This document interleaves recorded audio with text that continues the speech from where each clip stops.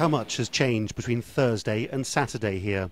Then a smallish crowd of protesters outside Parliament. Now the building guarded by armed troops, and the same civilians issue you orders. Go back, be gone. They enjoy this power. It isn't just the Parliament building and Parliament itself which have been lost to Kiev. The blockades have spread to places like the police and security services headquarters.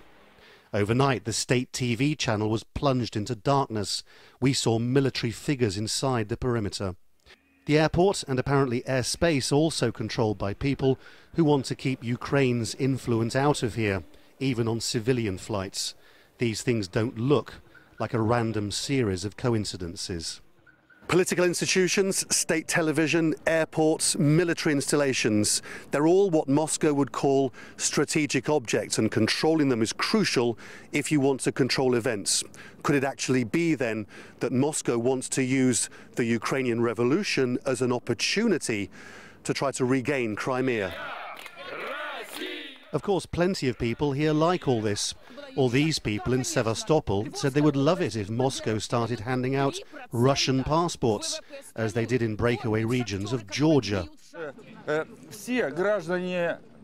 All of us are Russians. We kept our documents because in our souls we are Russians. But we had to accept Ukrainian passports in order to get a pension or to work. But the speed of all this has left others terrified. At this Ukrainian church, they were holding a service for those killed protesting in Kiev.